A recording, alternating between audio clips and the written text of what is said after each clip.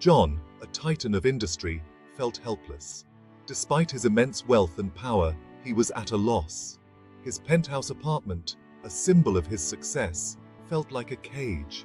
The opulence that once brought him pride now seemed meaningless. His son, little Ethan, lay in bed, pale and weak. The vibrant energy that once filled their home was replaced with a haunting silence. A rare autoimmune disease was slowly stealing his energy, his laughter. Doctors were baffled. They ran countless tests, but answers remained elusive. John had the best doctors, the best hospitals, but nothing seemed to help. He felt utterly powerless. The frustration gnawed at him daily. He needed someone to care for Ethan, someone he could trust. The search for the right person became his new mission. He placed an ad for a live-in nanny, interviewing countless candidates.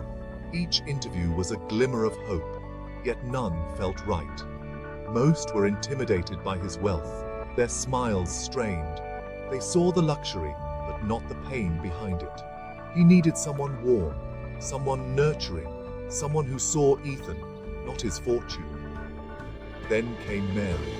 She was different. A middle-aged woman with kind eyes and a gentle demeanor. Her presence was calming, her smile genuine. She spoke softly about her experience, her love for children, her belief in the power of love and care. Her words resonated deeply with John. John felt a glimmer of hope. For the first time in a long while, he saw a possibility to change. He hired her on the spot. In Mary, he saw not just a caregiver, but a beacon of hope for his son and their future. Mary brought a breath of fresh air into their gilded cage. She filled the apartment with the aroma of freshly baked cookies and the sound of her soft humming. Ethan, initially wary, warmed up to her gentle touch, her soothing voice. She read him stories, played board games, and coaxed him to eat with a patience that amazed John. He saw Ethan smile more, heard him laugh occasionally. His son's appetite improved. He even saw a spark of life returning to Ethan's eyes. John felt a weight lift from his chest. He had been right to trust Mary. Weeks turned into months. Ethan's condition remained unchanged, but his spirits soared under Mary's care. She knew instinctively what he needed, when he needed it. She was more than a nanny. She was a beacon of warmth and love in their lives. One evening, John overheard Mary singing Ethan to sleep. It was an old lullaby, the one his own mother used to sing to him. He felt a lump in his throat. He realized he was more comfortable leaving Ethan in Mary's care than his own. However, the fear of losing Ethan never left John. He clung to the hope that Ethan would recover, but the doctor's prognosis remained grim. He was tormented by his helplessness, his inability to protect his son. One day, while reviewing the security footage, John noticed something odd. Mary was preparing Ethan's medication. She seemed to hesitate, her hand shaking slightly, before administering the dose. He rewound the footage and watched it again, his heart pounding. Was it his imagination? Or was there something off about the way she handled the medicine? He dismissed it as fatigue, but the seed of doubt had been sown. He found himself observing Mary more closely, analyzing her every move. The guilt was immediate and overwhelming. This was Mary, the woman who had brought sunshine back into Ethan's life, the woman he trusted implicitly. What was he doing, doubting her like this? The doubt, once planted, was hard to ignore. John wrestled with his conscience.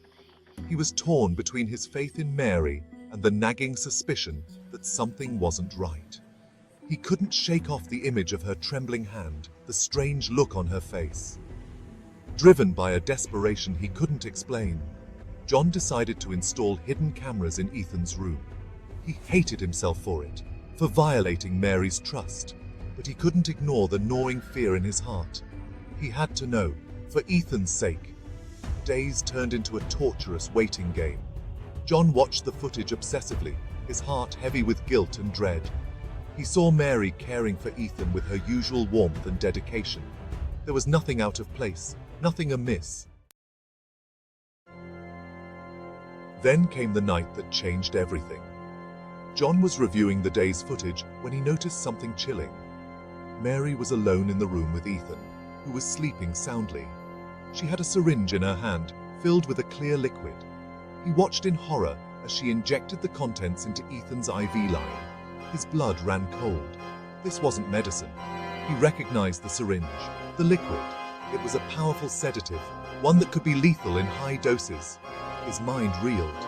Mary, his trusted Mary, was poisoning his son. He felt betrayed, enraged. How could someone so kind, so caring, be so heartless? What possible motive could she have? He had to confront her, but first, he had to protect Ethan. He stormed out of his study, the images from the camera seared into his mind. He burst into Ethan's room, his face a mask of fury. Mary, startled, dropped the tray she was holding, a look of guilt flashing across her face. "Get out! Get out of my house, you monster!" he roared, his voice shaking with rage. Mary, pale and trembling, tried to speak, but John wouldn't listen. He bundled Ethan in his arms, his heart pounding in his chest. He called 911, his voice thick with emotion, as he reported attempted murder. The police arrived within minutes, sirens wailing. Mary was arrested, her protests drowned out by John's accusations. As they led her away, she looked at him, her eyes filled with a strange mix of fear and defiance.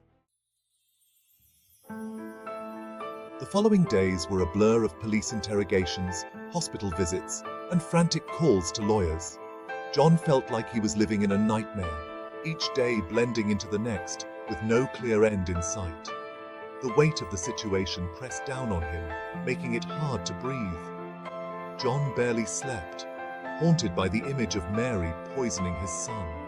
Every time he closed his eyes, he saw her face, the cold, calculating look in her eyes as she carried out her sinister plan. The betrayal cut deep, leaving him feeling vulnerable and exposed. He couldn't comprehend how someone he trusted so completely could betray him so ruthlessly. The memories of happier times with Mary played in his mind, now tainted by the revelation of her true nature. He questioned every moment, every interaction, wondering how he could have been so blind. The police investigation revealed a chilling truth. The more they dug, the more they uncovered about Mary's dark past.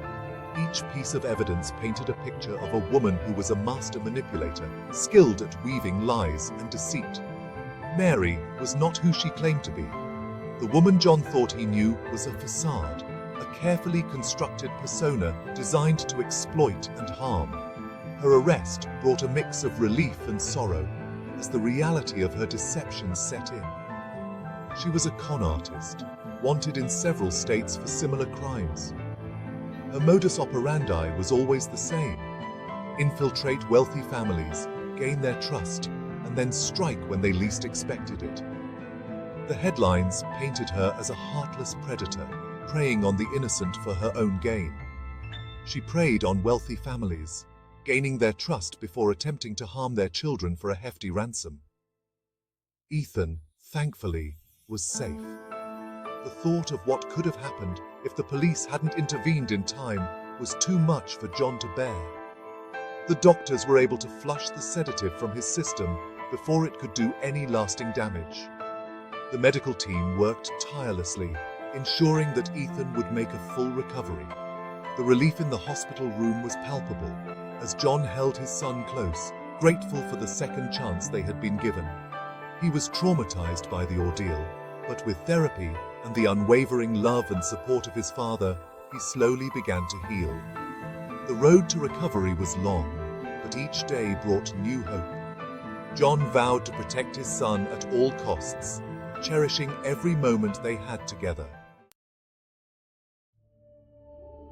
The experience left an indelible mark on John. It was a night that would forever be etched in his memory, a night that changed everything he thought he knew about life and its priorities. He had come face to face with the darkness that lurked beneath the surface of the world, a darkness he had been blind to in his relentless pursuit of wealth and success. The shadows of that night revealed the fragility of his existence and the superficiality of his previous ambitions.